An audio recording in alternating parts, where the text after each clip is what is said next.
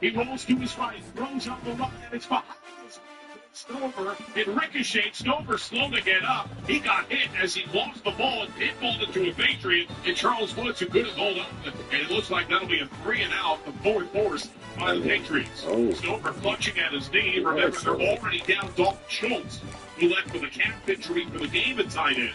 And they entered the game without wideouts Nico Collins and Justin Weiser.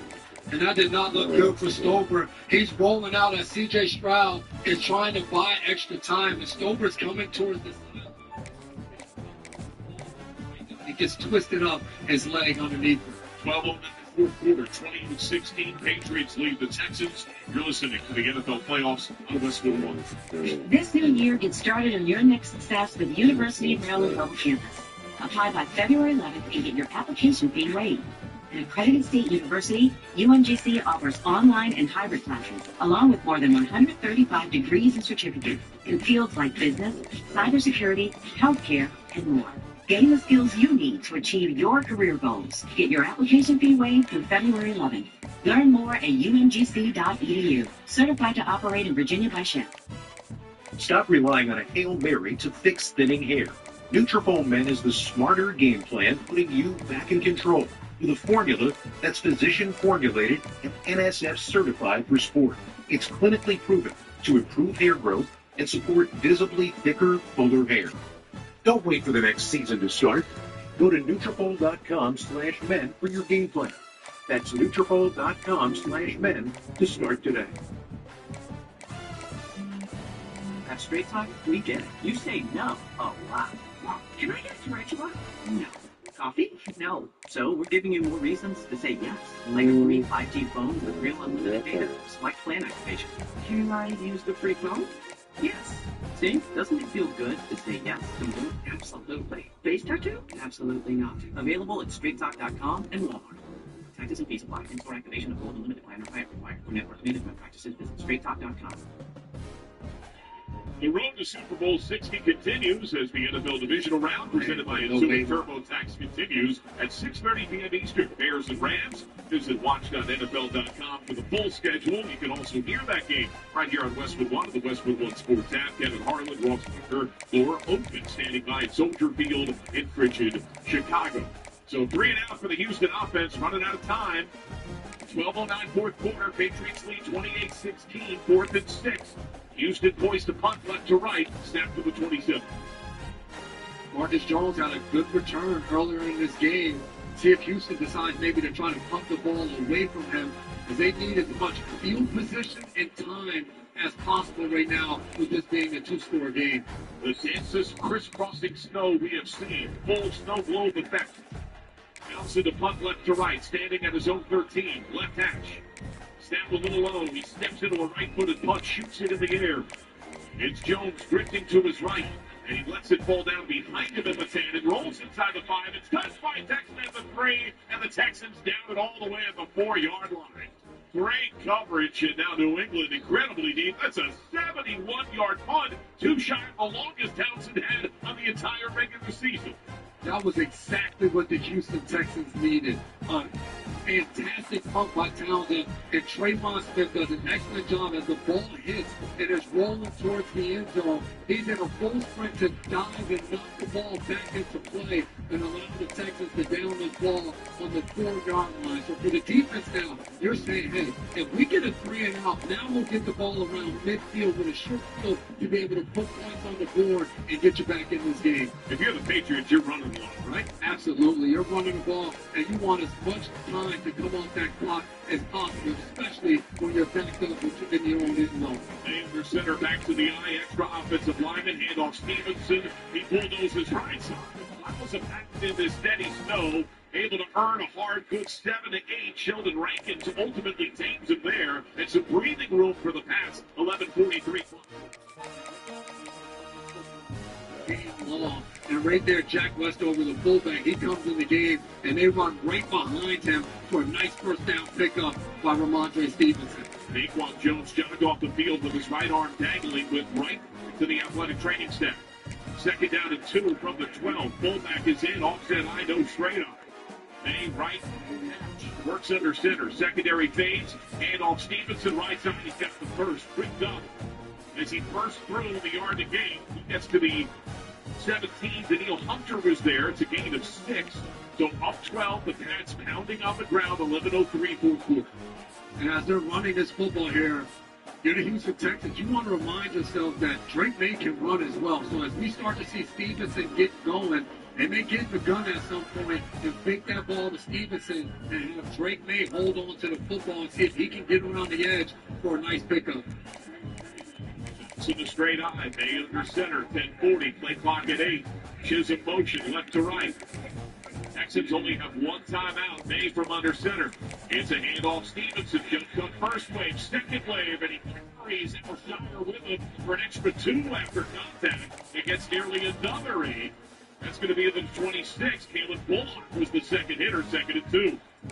And this is what I love about playoff football. You can play a certain way all game long. Right now for the New England Patriots, they brought Thayer Munford in the game, their extra offensive lineman. The Houston Texans defense has been unbelievable throughout the course of this game, fighting the turnovers of the offense. None of that matters.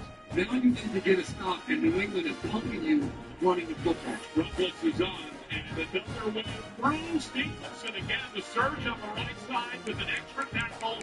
First clean through beyond the 31. Gets 2+. That is good for a first, and they're consuming a lot of clock. Stingley will stop. You can feel the moment.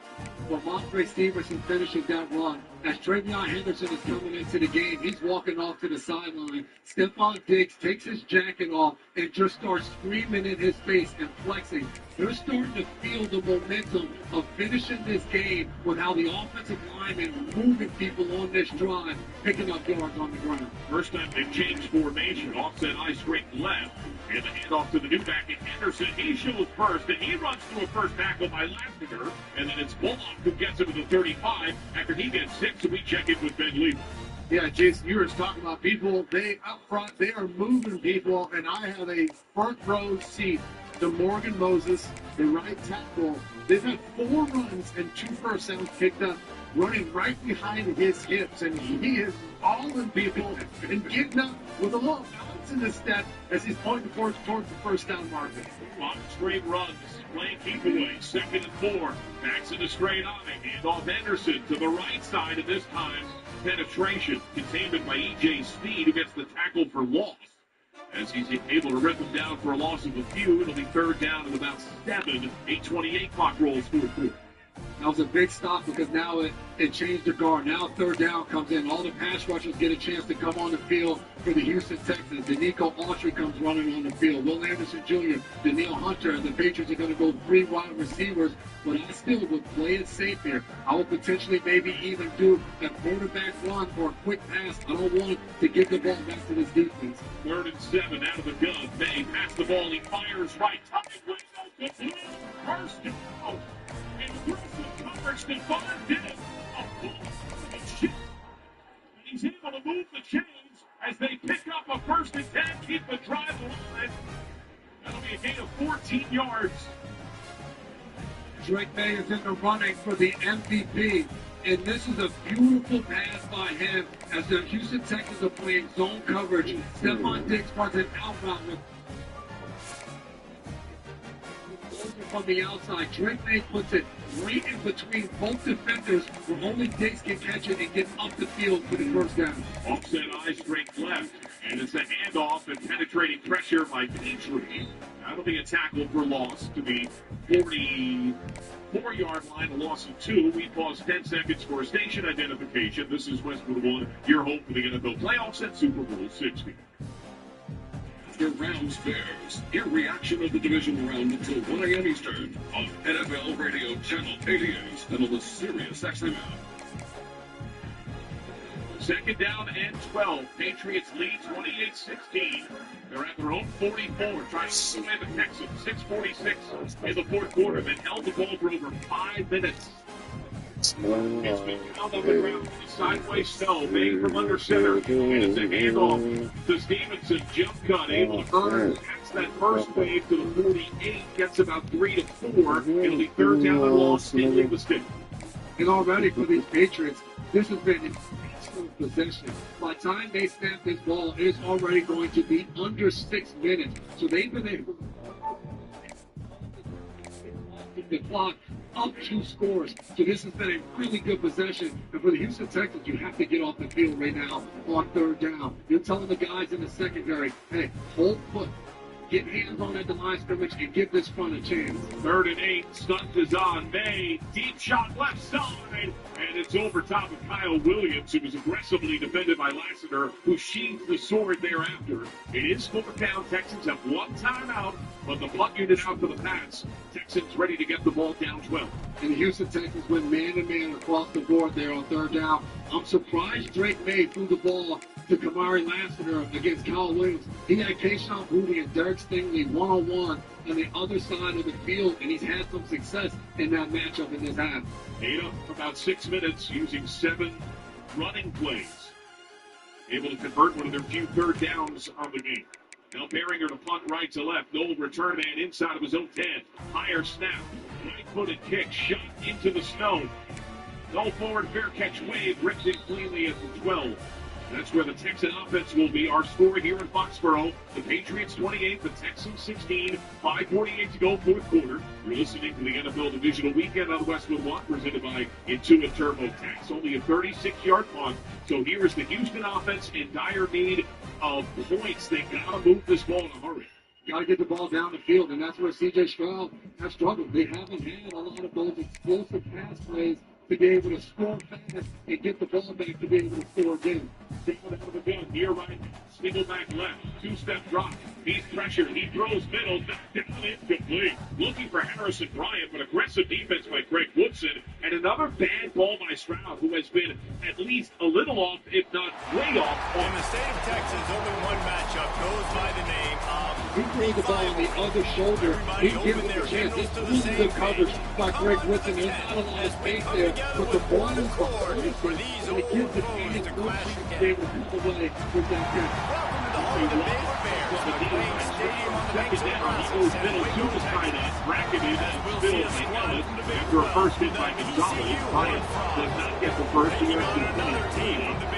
It'll be 3rd and 1. And it gets the completion base and gets the stick going. Now we're going to go hard. Davis joined here in the by David Pollock and Jesse Palmer. Guys, let's tee this one up. Again to the tight end, same spot, 1st down for Bryant. It's Ellis and Gonzalez once more. Move the sticks to the 29. And the Bears will Check kick it away with to start us off.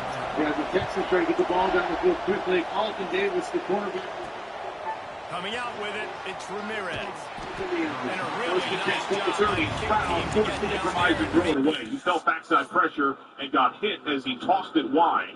That was Caleb on Chason who gave the pressure and took him down after he threw it away. And Charles Woods, the 2nd-year corner out of SMU, has replaced Carlton Davis, and that's where C.J. Stroud was looking to go with the ball. He was matched up one-on-one on the outside, and he didn't like it. Woods was all over Higgins at the top, and he could not get open, so he was forced to throw that football away. A dead snow in New England. The victor to face the Broncos for the AFC Championship next week. 28-16 Patriots. Texans clean to life. Under 5 minutes, Stroud fires middle, and it's knocked down. Great defense by Christian Gonzalez. He was right on top of the crossing look by Xavier Hutchinson as he swirled in front, incomplete. Greg Woodson is going to come with a blitz from the right side of the offense. And C.J. Stroud, seeing that blitz, he throws right behind the blitz of Greg Woodson. Christian Gonzalez in man-to-man on Hutchinson is trailing him on a slant and does an excellent job of not getting a pass interference, but reaching his left hand in there and knocking that ball away. 3rd down and 10. Is it 4-down territory? Absolutely, absolutely. There's no time. You need 2 touchdowns. Split backfield out of the gun. Stroud, he's flushed. He's exactly set. Eaten up like a midday lunch back at the 20. Anthony Jennings swallows him up and puts him down. It's a loss of 9. Jennings and Tonga come away with the pressure. And when you say a midday snack, Kyrus Tonga looks like he'll like a midday snack with the size of the defensive lineman. And they run a stunt there where Anthony Jennings comes inside, Tonga comes outside, forces C.J. Stroud to step up, and they come away with the sack. And I think that sack has forced them to put the punt team on because now it's too far to try to go for it. Here's the punt by Townsend. Marcus Jones backpedaling in the steady snow, brings it into the 20. There was no fair catch wave. He circles up to the 15, angles at the 20. Loses the Texan, turning the edge at the 25, and then he's helped out of bounds. We'll see where they mark him. It looks like north of the 30, right around that 30-yard line.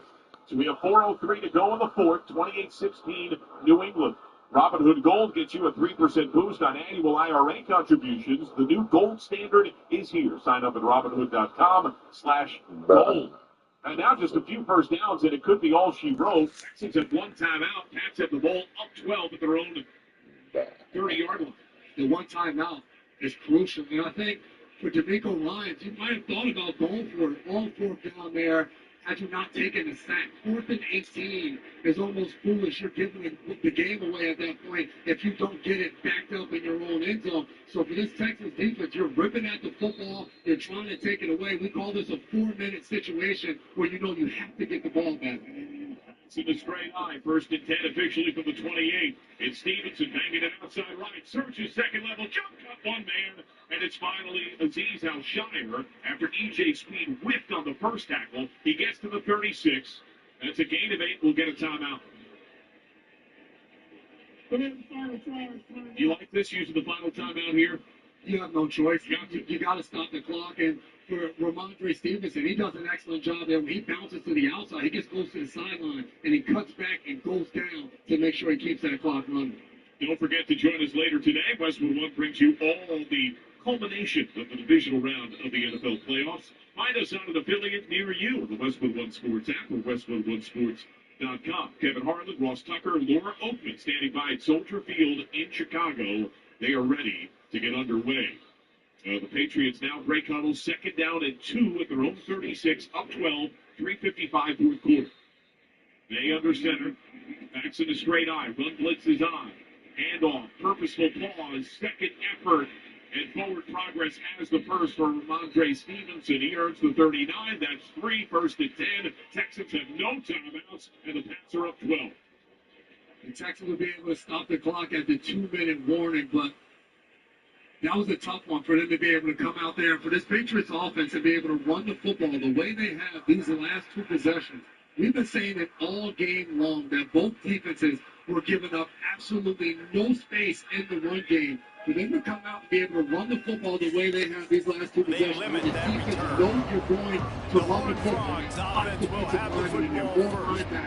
They say Horned Frogs can shoot blood out of their eyes, and they were seeing red and absolutely annihilated the Bears last time they saw them. Absolutely, and they were ticked off, and it's something that's been talked about for a long time. This revenge has been sitting, it's been stewing. It should be boiling inside of them. The steadiest snow we have seen on the day, to the point where if you look at small and standards at the top ring of the stadium, you can't see any. It's the snow that is holding down and not accumulated. Still, green turf is visible everywhere. And it does create a unique-looking environment. Some fans, mostly clad in Texan gear, now begin to head for the exits. Didn't get much on 1st down and just 2nd and 9. On the field. They're going heavy already on 1st and 10, and Diggs ran on the field with no helmet to fire up the offense in the bubble. And I think he's letting them know this moment. So for the Patriots right now, you think about the size of the game with Walker going in there as an extra offensive lineman. Connor Sullivan, the defensive lineman, go over there at the fullback spot. From the 39, get the big-time receiver involved early in the game. That's a huge key for this offense, no matter who they're playing against. But you can see, with his size, with his ability after the catch, this guy is a weapon. He's putting this defense on alert early.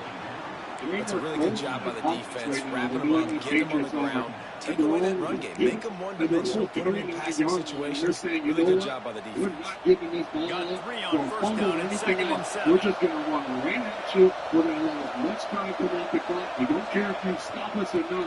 They're playing the game now within the clock. And beyond just the Houston Texans game on defense. To the defense, on the fullback, 2nd and 10, block, just shy of the 39. Made from under center, handoff, Stevenson jumps into Ohio Texans and push it back for just about no gain, maybe a loss of half a yard. It was Al-Shire in there on the contact, 19 seconds until the warning. They'll let that drip down. Mike Vrabel led the worst to first push for the Patriots. In his prior stop with Tennessee, it was in year 2. He took them in surprise fashion to a conference championship. He's going to be 2 minutes away from doing it year 1 with New England. They reached the 2-point play at 16. The Patriots lead the Texans. It'll be Carson at quarterback. You're listening to the NFL Show. It wouldn't have mattered if he was single covered, double covered, man zone. That's where he was going with it. And what would you say was the biggest factor in getting that win tonight? I mean, you said it. I think that was it. Factor. I was feeling strong. That feeling was it. Wait, factor like the meals? Yeah, it's like the meals. I've been getting factor high protein meals delivered all month. I get all the power I need. They taste great. And they're ready to After losing yardage, okay, I need to get out. For Brent, always factor meals like me. It's the easiest way to eat. You're motivated for it, behind the big guys on the right. And he never had a chance to stop Cole as soon as he got it. Needed. Save on betting heels with the stability. The four double boost the move and short resting for your team. Your stars and team. Get an extra 15% off some of your favorites for a month. And beat those winter claws at Kohl's. Select styles. Offerings January 25th. Some exclusions apply. On third and long, you'll need to push it downfield. That pass not. As a matter of fact, Jones is actually QBs and receivers on third down, everything has to happen just a split second sooner. You're expecting pressure, the quarterback gets in, just not on the same page with this target. Now on fourth down, they'll send out the field goal unit. Everything will have to be clean from 55 yards away. Offense calls a timeout here. Critically important to make sure they have the right play call and everyone on the same page here. And the Horned Frogs decide to punt it away. He ought to be able to use this first punt to put him deep. Like it'll be the Patriots. Ryan Radke to Golden North. And that goes the NFC title game. Seattle will take out the victor at the still against Rams. Bears now coming off a sensational performance led by this quarterback. Starts at 2 p.m. Eastern. The wild card rats all the way to Super Bowl 16. The Bay Area Can't wait to get back out there again and build on that performance. Today's broadcast for the NFL playoffs in West is sponsored in part by Barbasol Chicken Creek, by Wrangler, by Progressive Insurance, and by the official NFL. It looks like my home, the two seed pass, all of the Texans 20-16, 2 minutes to go for the quarter, third and 10 to England, and it's 30. He'll pick you apart like he did last week. Look for some change-ups and some curveballs for this defense. Grab near the marker is Fowler. He'll get it up to about the 32-yard line before he stopped, and it'll be first down. Two center downs after the completion. Play fake, bang on the boot, rolling right, third down, right side. Good play, Looking to throw his piece. Swings it out to his running back. And he was fortunate not to lose yardage on that play, able to wedge it back to the line of scrimmage. Getting the return man set up in the 1899. And the Texans got a little bit of a break there with the way they're choosing to throw the ball in that loop play. He had room for a pressure coming from the outside. Couldn't complete the pass on the run. So they get a stoppage on the clock to give them a little bit more of an opportunity to be able to try to get down the field. The other side of it, we've seen nothing from this offense to believe that they can get them on the field. I'm excited about today. Me too. And I think when you think about Texas football, 20 spins upon the catch, upfield of the 25 and popped out of bounds just south of the 30. 1:45 remaining, no timeouts. I'd like to thank our outstanding crew today for all their help. Studio coordinator Laura Romo, our studio engineers Anthony Vitiello and Matt Hickman, our studio producer and Nick Pope, production assistants provided by Rick Wisrita. By challenging the logistics coordinator is Rob Lindsay, statistician Justin Maynard, our spotter Kevin Collins, our engineer Dan Romoff, our producer Larry Costigan. Guns, strapping fading on the right, X looking, he throws middle, it's brought in by 35 to the 50, and he's able to get to the 41. It's gain of 13, it's a first down, 134 clock roll. Love what you've seen from your quarterback early in this game. He's been accurate in a great rhythm to start the game 4 for 5. Back up the near right now.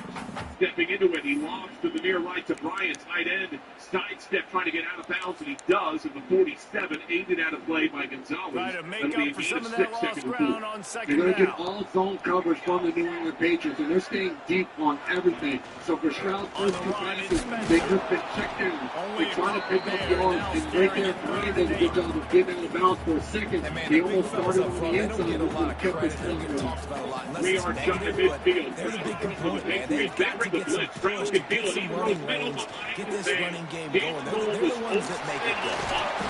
They convert Fucking throw, man. Fuck. Nice complimentary football we're seeing from this team here. The defense did their job in the opening drive, and now your offense is doing their job too. Really nice throw that time by the quarterback. You've got to love what you're seeing on both sides of the ball if you're this team's head coach. The weapons, can blame whatever. Maybe it's just for the pitch for defense, but he should have been a little It's complete to the right. Perhaps a touchdown saving tackle at the 17. He lost to his tight end, Jim Bayless, good play in the hands of Bryant, who had the first down right to the sideline of the Patriots 48, 4th and 2. And it's off the hands of Bryant because, once again, the pass is high. We talked about it earlier in the game. In this type of weather, as much as possible, you want to put the football away from the covers, especially when you're tight end of that nature.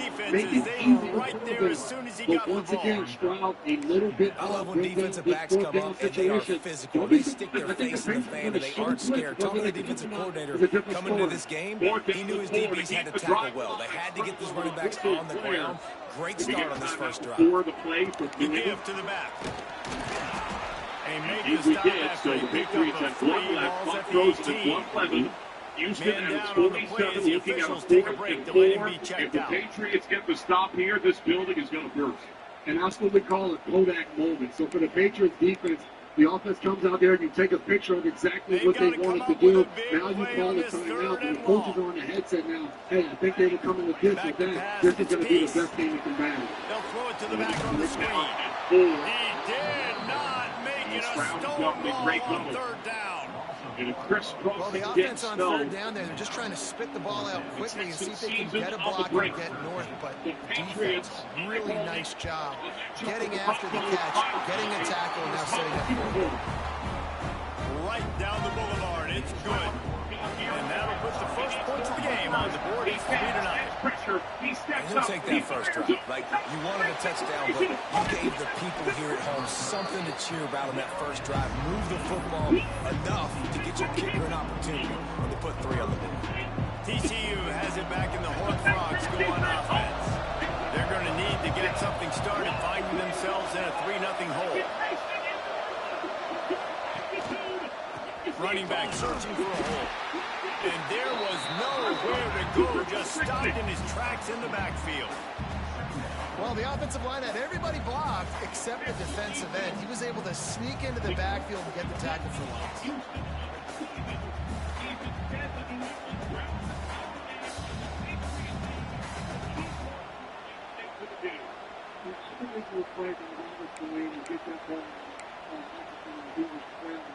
CJ Stroud runs the ball to the Ravens. Great job of the company and making the play.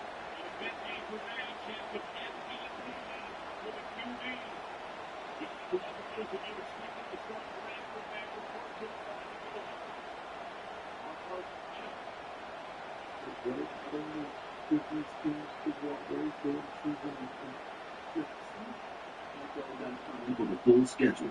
This is Trey at the stadium. The thing that I like the most is that everybody says yes to every idea. And on-stage improvisation. When I walk on stage, I train myself to go completely blank. Dive into their weird and wonderful world with exclusive commentary and shows hosted by band members. There's a lot more preparation than As might they be get seen, set to but snap there's it, also a time lot winding more down here in the bandwidth quarter. than might be believed. Fish Radio, Channel 29, and at home, Sirius XM Net. Hey, Fantasy Lifers, Kendall Wellesley here. We're talking fantasy football and the NFL playoffs every weekday on Fantasy Life at 10 a.m. Eastern on Fantasy Sports Radio. They get him on the ground, and with that, we'll head to the second quarter. We're through one period, and these receivers are Dynasty showing mock out draft. big Here are time. Bob Harris and Mike Dempsey. All right, here we go. My favorite subject, Dynasty Fantasy Football. Love it. Didn't participate in this one because I keep some of my secrets to myself with Bob Harris is in the room. I'll have you know. Mike Dempsey and Bob Harris here with you. And Bob, we just kind of went through some of your selections. Drafting from the 11th spot. So let's welcome in right now Scott Connor of DD Fantasy Football. You can find out there on the social platform at Chill FFB. And he's chilling one spot ahead of you in the draft order. Scott, thanks for taking the time to do this draft and some time out with us here on Fantasy Sports Radio. Hope it's going well for you. Absolutely. Glad to be here. This was a fun exercise having to do this in the midst of a season that's going on because you have to weigh future value, but also I think in Dynasty, and Bob knows this very well. The Horned Frogs have put today really influences what people are going to do tomorrow and the next day much more than it did even 5 years ago. So players that finish strong, players that are trending upward, they almost kind of want to extend going into the offseason and make some moves. Yeah, I totally agree with that. This draft was, I can tell you, it's going to be tougher drafting next year. We've talked before, and I know what you guys are looking for the guys. Probably got a grade making the basis of a great pick. I was just like starting out with Amon-Ra St. Brown. When you went into this draft, did you have some thoughts about, what kind of player you're going to take? It's going to be a wide receiver no matter what. Wide receiver. Yeah, I think picking where I did in the draft, they needed a 1 QB league. It's not a tight end premium league. I was looking running back or receiver. I think most people are in that format. We'll probably keep it a couple running backs too. Ashton Jenkins went off the board. Then I'm looking at Garrett Wilson going off the board. And Justin Jefferson. Confidence, a little momentum. They've now got us to be able to score points. I would take Amon-Ra St. Brown over CD. I just think I'd choose between the two. I took Amon-Ra over CD. Actually, in the last 3 years, he's actually been more productive than CD. I think there's just some still bias against where he started versus where CD landed. When people kind of view CD as a little bit better. But I'm fine with Amon-Ra there.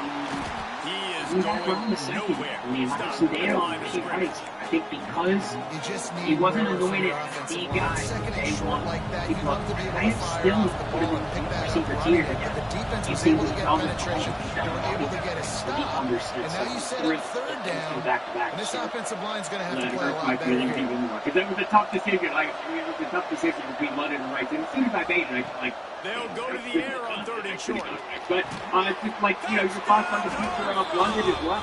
They punctuate the chance. Yeah, I'm in addition on that. I do think this is probably the peak season for Drake London in terms of how he's being used, the situation that he's in.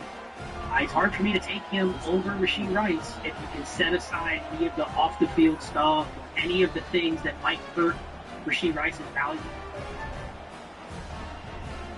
I think he's just probably in a much better situation than Drake London going forward. I mean, you go back just since Rasheed Rice has been on the Chiefs, and keep in mind, this hasn't been the best years of Mahomes' career either. They are still top 6 in the league in team efficiency on dropbacks, and their neutral and their pass rate over expected is at the top of the league every year. They see offense regardless of who's there.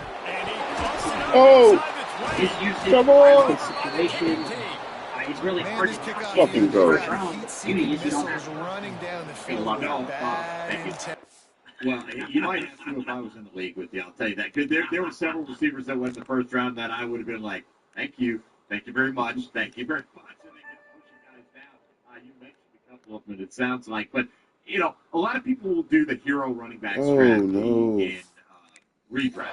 I don't know if this is exactly what you were thinking here. It may have just been a case of the board holding to you, but you could freeze running back in the first 7 rounds. How much are you hoping that he finds a new landing spot? Are you okay if he ends up back in New York? I mean, without knowing exactly what offense he's going into and what kind of usage we can expect, how risky is that pick if it were what the fuck's that?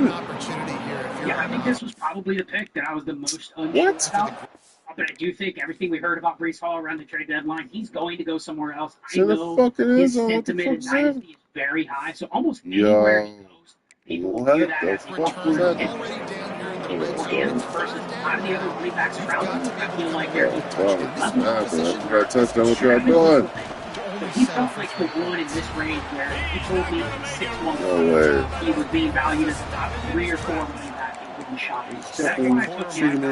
Now I will say, inside the 3, Palmer, I've got the green light. I'm going for this. I am too. And there's such a big point play here, right? You've got to play practice all week long. That's the play you dial up right here. For receivers. I think it's easier than ever to find solid production at receiver, and we're a lot better now understanding when to play those guys and what situations to play them. So my intent was to get a hero go slim at receiver, just because once you get past the top 20, 25 receivers, it feels like all of them are very volatile based on their situation year to year.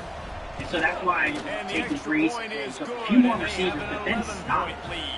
And as you see, I loaded up on running backs at the end, because I think they just bang for your buck. Flex-wise, they are the best bets. You can at least have roles next year. I don't even need guys like Ramondre Stevenson or DeAndre Swift to start every week. I just need Nice job by the kickoff team. Everybody's I do that.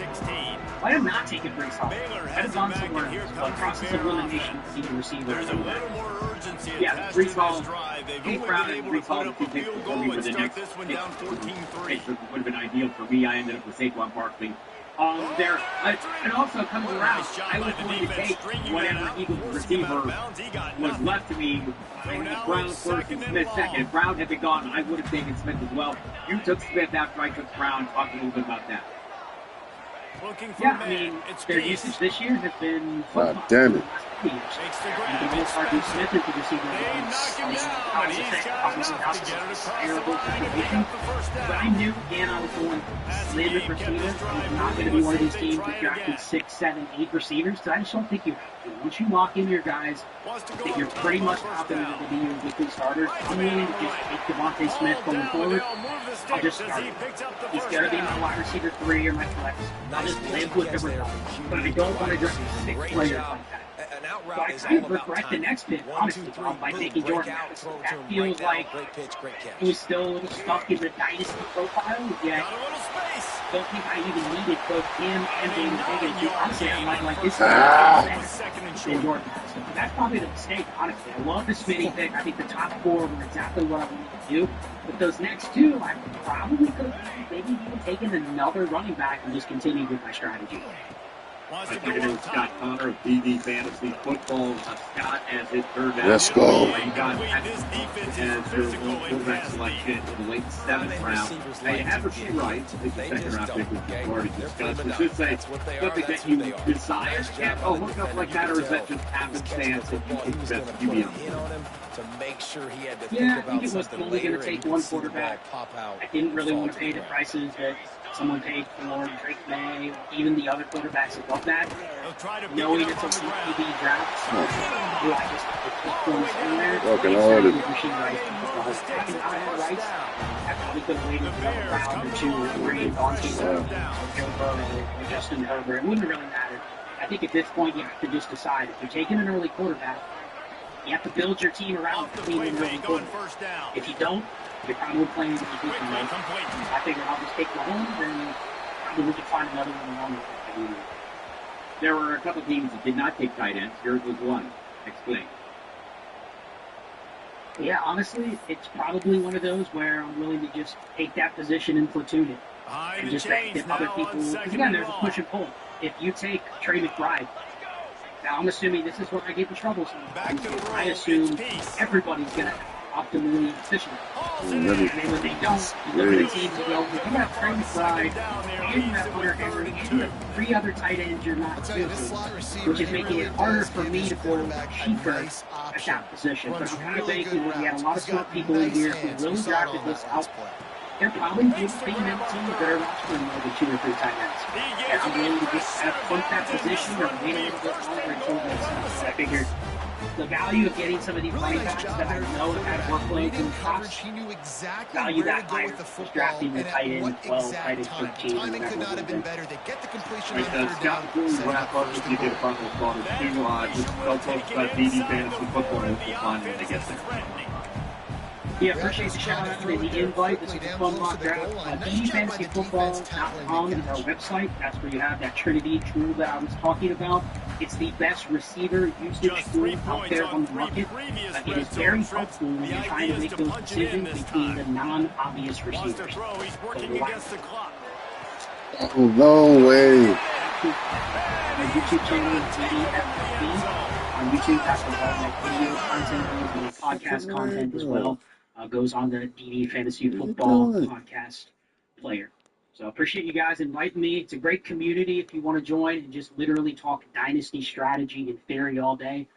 That's where I'm at. You can join through the website, and appreciate everybody for the time. That's exactly what this offense needed to do. You talk about answering the right before the half, close this gap, create some momentum, go into the half, I understand the JSN try to come out with your best player this year. And win this I will say his usage this year is almost perfect as it can ever be.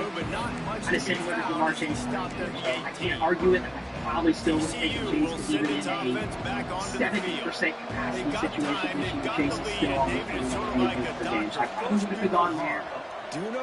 JSN is the it thing right now, and everybody loved it before he did it. So he's going to have a very strong marketing presence for this offseason. It's Scott Connor, DD Fantasy Football.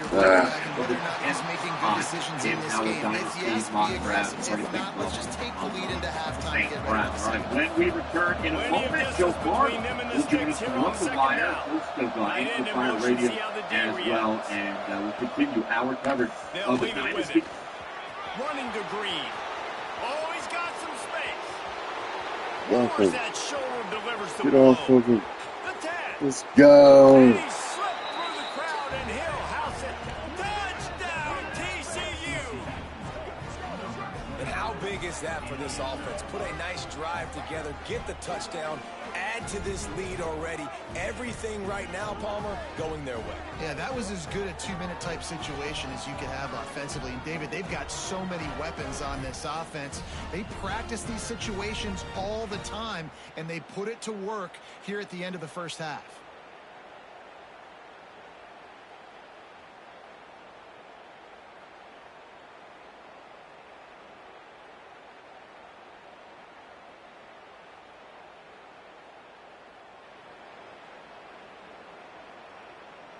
Lining up to tack one more onto that lead.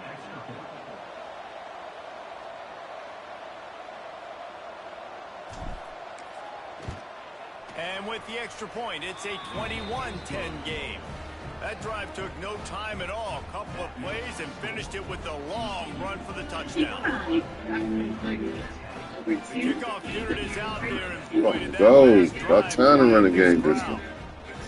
Takes you from Toby and George and Carrie and Jason. All the way up to Luke and inside his own 5. Didn't find any crease in that kickoff coverage, and he'll be stopped at the 17. Here comes the Baylor offense back onto the field.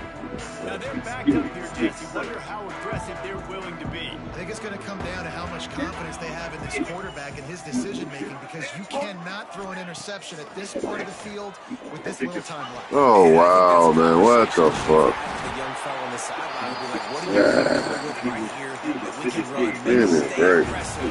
Make sure I don't make that mistake. It is fucking great. From the 44. For years, everyone thought Verizon had the best network.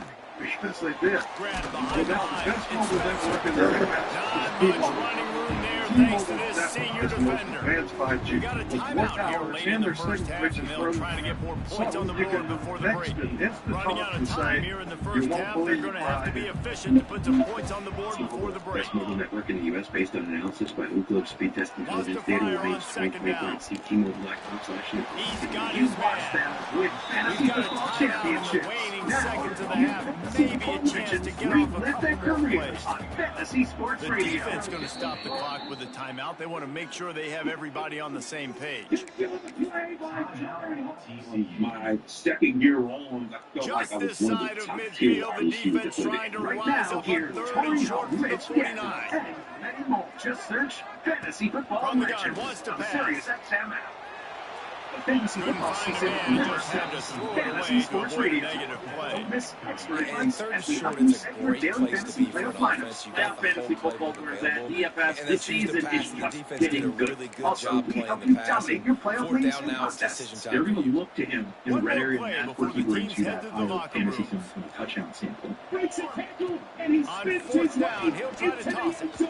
Fantasy football never stops on Side Sirius is tight XM end. 87. They Sirius make the XM. stop, and that is the end of the first half. First half in the books. Time now to join Kevin Connors in our halftime update.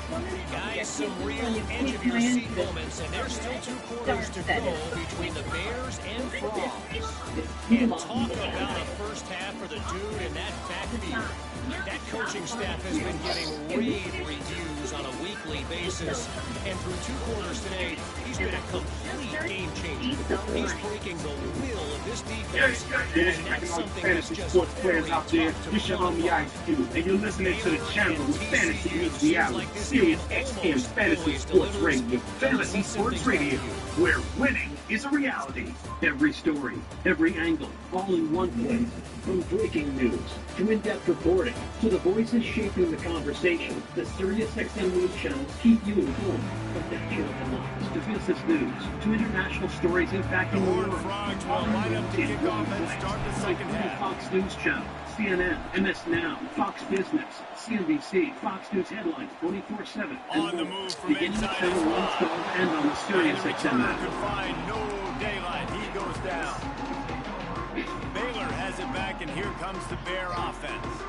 Now 2 possessions to start this third quarter. They'd love to build some early momentum. You ain't lying, because you only got so many possessions here in the second half, so now you're down. I got to maximize every single one. Get your best plays together. Start this drive We off just on a had roll. Scott Conrad, a number of luminaries, not only around fantasy community, but from our very own network right here, Fantasy Sports Radio. We're going to join us today. We're going to go far from like it in a sweet spot. And the beauty of it is we get some different strategies. We just talked with Scott Bob, who basically went the hero running back approach. Joe's first 7 or 8 picks, he started with Malik Davis.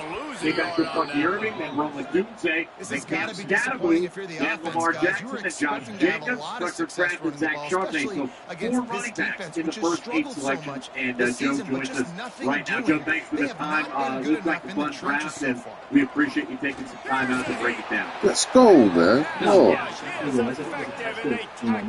Endurance a little bit too, checking the injury report, just scrolling down on the sleeper app and making sure that we have some of those guys identified. I think, we're in the industry from the redraft perspective, making sure that we're doing that on a weekly basis. I think some of those guys got a little lost in this draft too, which was kind of the fun part, at least for me, to make sure that we were covering all their bases. Yeah, we'll talk about some guys that I was interested in taking that I thought might make a little longer for that reason. But in general, when you go into Scott said it in the last segment, it's hard not to. No! Ooh, he's got to go. And keep an eye on the if you have a struggle with that, or you feel like you did a good job. You're a defense. Yeah, I think in number 6, I thought there was just trying to get more value, came back in either direction. It's like I had planned for Cooper. I could have got around. Actually, would take something from 1.7, Jefferson from 1.7 instead, which I have zero issue with. But I want to make sure that we're going to have at least one of the staple receivers as a quarterback dynasty leagues. And if I could double tap that at some point, that would make sense too. But really didn't end up coming back my way, so then trying to get the value of bringing back this next goal. And I always enter these mock drafts a little bit different from the expert. I want to be representative of what I would imagine a lot of people who are in leagues, the quarterbacks look higher, which I would definitely see a lot of people just take the quarterbacks relative to what the ranking would be even in a single quarterback league. But then I want to be liquid in the same way that I'd be liquid in dynasty leagues, meaning I'm going to have trade pieces, even if it doesn't necessarily mean that they should be going there in dynasty formats, that I would assume would be representative of the leagues as well too. So Josh Jacobs, I thought, was a perfect example of that pick in the 6th round. I have 2 running backs already. No idea if Scadaboo will come back to be anywhere near the help that you'd expect. I also just know the way he plays. He'd be representative of all of Cam Scadaboo. Whoa! I know the name recognition makes Cam Scadaboo in the 4th round range, but Josh Jacobs, I think, has 2 more years of being an elite fantasy asset. And even if my team was doing that, then I could have trade capital value for him was kind of what I wanted to have presented this offense. And one thing we do know, I think, anyway, it's natural tendency maybe we push the envelope knowing it is a mock, right? Because there are no consequences to anything we do here. But you really leaned into the, hey, don't forget about me just because I'm currently injured team here. Among those guys that are either out for the year or have missed a large portion of this year, elite favor, Bucky Irving, the and Will Kraft is on IL right now. Mike Evans is on IL right now. Alvin Ridley is on IL right now. Is this representative of how you like the draft? It's like you've got good value on most of these guys because they're pressed. Yeah, that's a great question. I anticipate this would be listened to many, many, many people, of course, because you guys solely, but also as we play on the season. Like, I want this to be not just a representation of what happened at this point in the draft, but certainly later on throughout the year, too. I didn't anticipate this would be, oh, well, we're playing it out today. This is the roster, right? It would be kind of a okay, so if we're doing a startup dynasty draft at this point in the season next year, what does that look like? And is Scadaboo actually more like a third one? I thought he was a little bit barrier. Probably had a bit more different value. I'd rather have Scadaboo and Chris Hall the rest of their career. I think that's a worthy discussion for Saquon Barkley, who probably gets that one specifically a little bit as well. Or Tucker Kraft. Like, I love Alonde Gatz. I love Alonde Gatz. He's probably one of my favorite of our guys. I'd rather have Tucker Kraft than Gatz in the course of their career as well, too. And I think we kind of went on the line, specifically with the receivers. And this will probably be a point of contention for those listening with Stephon Diggs, Mike Evans, Eric Hill was a very late round pick that I was kind of considering as well, too. I think Deebo Samuel long there's obviously better next year. Again, the point for me is to be liquid. Even if I don't like the Mike Evans or Diggs, to be liquid in a dynasty league, I'm accomplishing that goal with a peppering of these veteran receivers. And I do think that mindset needs to happen if everything is fixed over the phone like possible. Yeah, I was going to say this on Ben. You mentioned Barkley. I picked Barkley. It was Scadaboo. Like, I was thinking about it, and I don't know where he'll be at the start of this, right?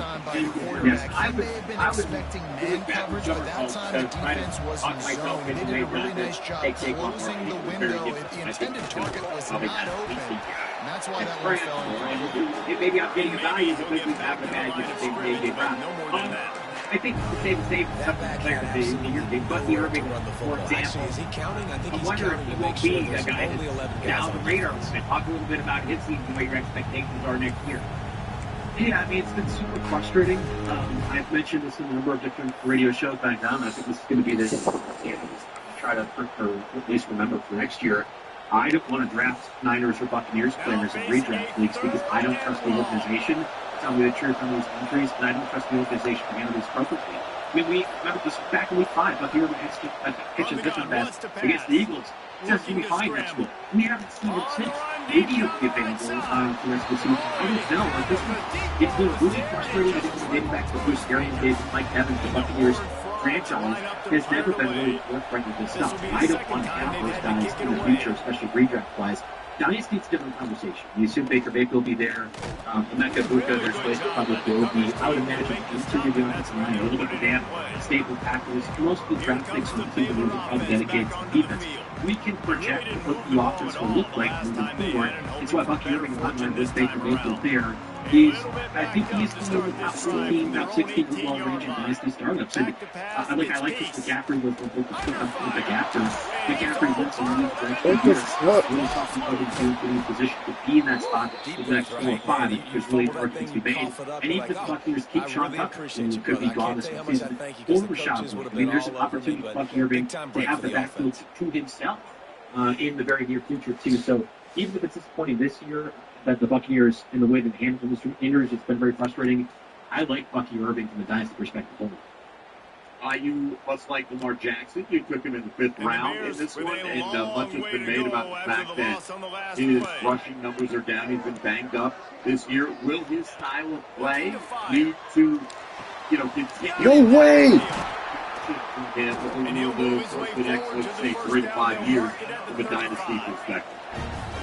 Yes, it's a great question. And I guess I was surprised because normally we're doing dynasty leagues, 2 QB leagues. I'm sure there's one of the purists out there that are like, this isn't even very hot because this is just a single quarterback league. I was stunned to see Drake May go ahead of Lamar Jackson. I was stunned to see Jackson Dart go ahead of Lamar Jackson as well, too. And that was including James Daniels and Josh Allen. From a regional perspective, you'll see conventionally in the next couple of years, all those guys in the same spot. That's fine. I like Drake May a lot, obviously. He's fantastic. He's a great receiver for sure. He doesn't come with the same feeling like Lamar Jackson does on a week-to-week, year-to-year basis. And I don't think Jackson Dart will be able to do that either. So I was a little bit surprised at Lamar Jackson in the 5th round. I wasn't planning to take a quarterback at that spot. That felt like value to me, and I'm not concerned with Lamar Jackson's ability to be this year. I think the injury really didn't happen. Lamar Jackson was running too much, and we've seen that in the past weeks. Also not to really use it that way, but I think it's just the schedule where it's been presented. They can kind of let Lamar Jackson get to the point. I had never thought, wow, Lamar Jackson takes a bunch of hits. The conversation I'm sure you guys had. What? I should have spoke to Jackson Dart. That play style Jackson Dart cannot maintain a long career. Lamar Jackson, in my mind, doesn't do that. In fact, I think he's so slippery when the point of contact happens that he really avoids one of these crushing blows that other quarterbacks would have, and that's the ability. I was going to say inability. It's a weapon. Oh, wow. Get that much time. If he can be this level of athlete and this dynamic of a runner at minimum for a decade or so, I still think he is at least, if he's not quarterback 1 dynasty-wise, at least 2 to 3. Get that much time to throw the ball. Big scores so far. Barlow at the top. Nick Neighbors, Bucky Irving, Roma Dunze, Cam Scatterwood, Lamar Jackson, Josh Jacobs, Tucker Kraft, Zach Charbonnet, and then a bunch of mixed bag of veteran and younger wide receivers, more veteran than anything, filling out the remainder of that 14-team roster this dynasty block. Joe, while we've got you here for a moment, why don't you give a plug for RotoWire, your shows, anywhere folks can catch you, anything you like our audience today? Yeah, you can follow me at JD Fantasy Sports on X on Twitter. That's primarily where my social media is at. I have my 6 to 8 p.m. Eastern on Saturday with our radio show. I'm really taking the right calls if we can. I know you guys do a great job doing that too. I love having the interaction with the users on the channel. It's something that I really pride myself in the Saturday shows. I'm going to host Friday with Martin Weed on RotoWire 12 to 2 p.m. noon Eastern. I'm going to move on to the games as well too throughout the slate. Real quick, and I guess this slipped under my radar on this. I was talking to a friend about this. Kenneth Walker being an unrestricted free agent this year. I would assume the Seahawks will re-sign him back, especially if they're positioned to be a postseason contender. But if not, Zach Charbonnet would be shooting down for because he still has a year under his contract. I don't think the Seahawks really had another running back like that. Charbonnet is the lead back in Seattle next year. If that was happening in redraft, it's probably a 3rd or 4th round pick. We're not talking about that same thing dynasty pick, which should change. That pick in the 8th round, Zach Charbonnet, Joe Bartle. Ladies and gentlemen, happy holidays to you and yours, Joe, as we continue on here with our coverage of our Dynasty mock draft. Next up, we'll welcome Kevin Allen from the Sharp app, and we'll close out hour number 1. Thanks again to Joe Bartle of RotoWire with Bob Harris. I'm Mike Dempsey. This is all Niners coverage of our Dynasty mock draft on Sirius XM Fantasy. Obviously gives me some confidence down the road that I can trust this guy. Season mixes from some of your favorite channels and the Sirius XM app. The highway searching songs for country TCU has it back in the Horned Frogs go on offense. Last time they had it, they picked up a first down. Let's see if they can put something together here. Or for winter warmth of the 70s on the French. They'll move the tight end. Just search winter and the Sirius XM app. They're testing the right side here. Stepping down as the Steelers hit Now after that run, they're in pretty good shape. Looking Gives you more perspectives than the experts of Sirius. It's a point of the game, I think, as coach or staff, where you really challenge your offensive line to go win the football. We've got to lead with we're going to run the football. And the defense and everybody in the stadium knows that's what's going to happen. Can we run the ball down their throats and impose our will? That's what this offense right now is trying to do. Wide open downfield. Really nice pickup there as they have it out to the 44 with the first down. This offense is not letting up, guys. They've got a lead here late, and they are still taking shots. They're still looking for explosive plays. This defense just has not had an answer here all game long. Ah, got moved in. Yeah, bullshit. Computer, TV, or other internet-connected devices. He's had a lot of touches in this game. Yes, he's made a lot of plays, but you've got a chance to win here. If you're going to do that, you need to take him away. Back to pass on second down. Quarterback now on the run, still looking. Rush coming in high, and they got him at the 29. You get this far behind the chains, and it's a guaranteed passing situation. Defensive linemen go to work. That's what we do. We want to get sacks. We want to rush the quarterback, especially in known situations like this. That's why the quarterback tasted that. Fucking go, He buddy. goes down again. The Horned Frogs send out the rush unit. Let's see if he can help the coverage team out with this one. So they get found every weekend. They hear what's next now. The Sirius Next Let's One first in the pop category, and also the Sirius XM app. Listen now.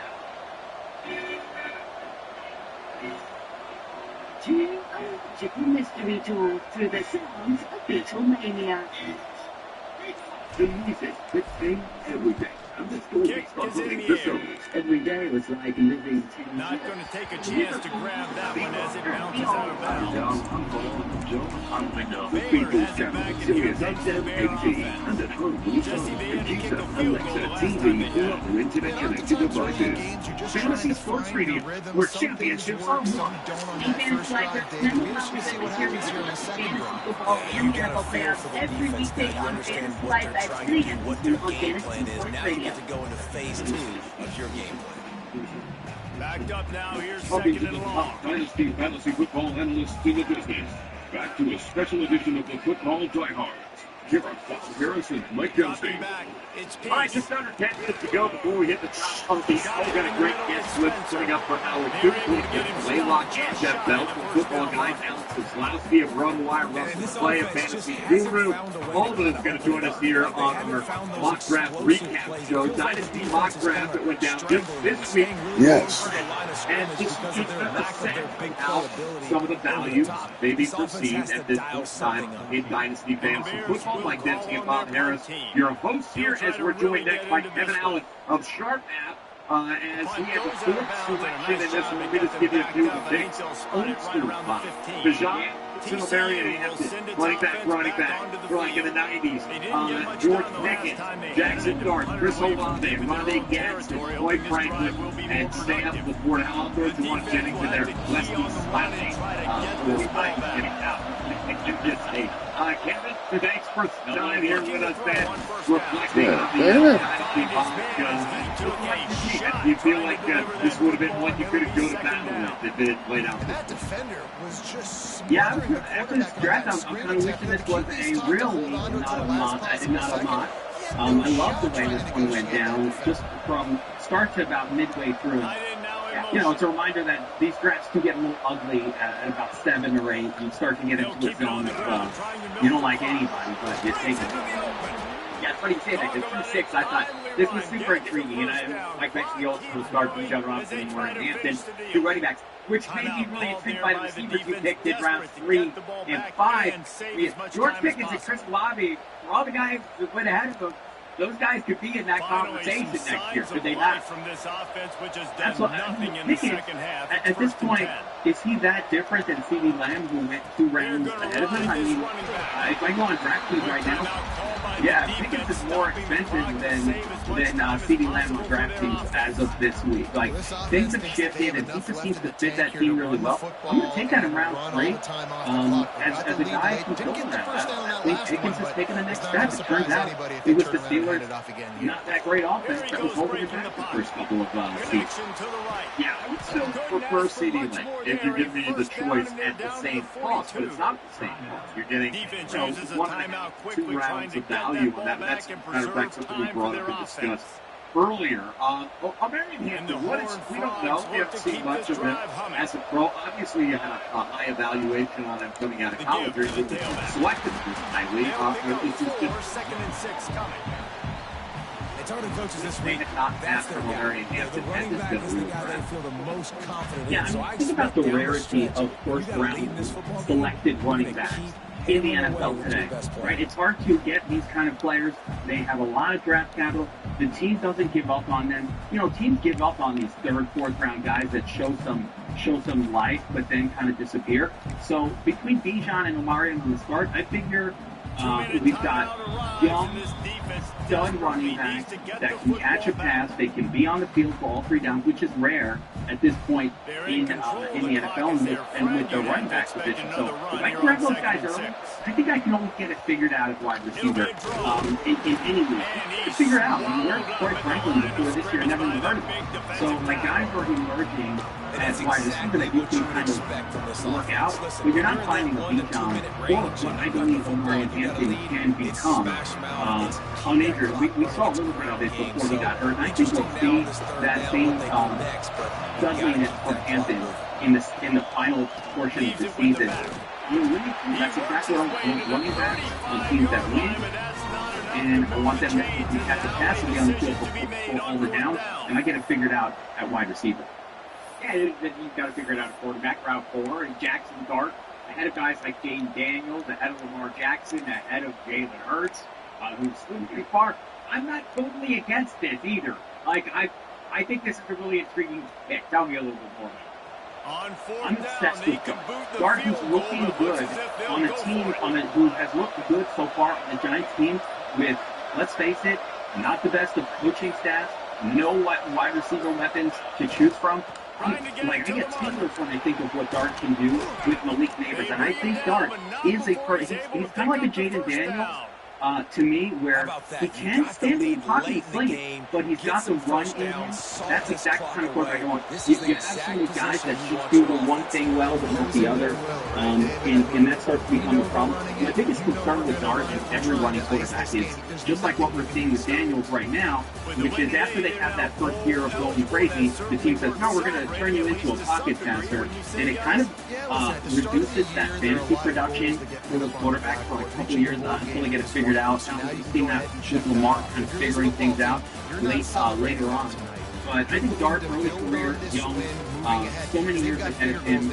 I've already bought into the fact that this kid's going to be a stud for a long time. And you give me that run, pass ability, combination ability. This is a 12-team league, single quarterback. So my other thought was I wasn't going to take any quarterbacks and just wait till late. There's always those guys available. But it was at a moment in time when I wasn't quite crazy about what was on the board. You know, Xavier Worthy, Travis Etienne type running backs still on the board. So I said, you know what, this is a shot. This is the moment to take a shot on that high upside, can be QB1 overall with some things falling his way type of guy like Dart. Yeah, there are guys left that I could play as my starter for the next several years that didn't even get drafted in this. So it just goes to show you it can be accomplished that way. Well, we've got you here for a couple more moments, Kevin. Tight end, you took Ronnie Gadsden. You got Sam Laporta in the 8th. His value might have been depressed because he's currently out for the year. But just in terms of looking for a difference maker, is that something you prioritize trying to do? Tight end, some people like kind of punt on the position. We've already heard a little bit of that philosophy today.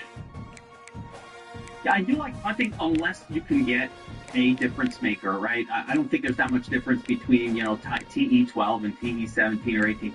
They're all kind of the same. But I think Gadsden has that chance, right? We saw a little bit of spark for a couple of weeks out of him, and I think he's got that chance to elevate into a real difference maker. You never really know, but we were late enough in the draft. I mean, the next few picks are Alec Pierce and Matthew Gold, names I absolutely don't like. So at that moment, I said, you know what? I would take a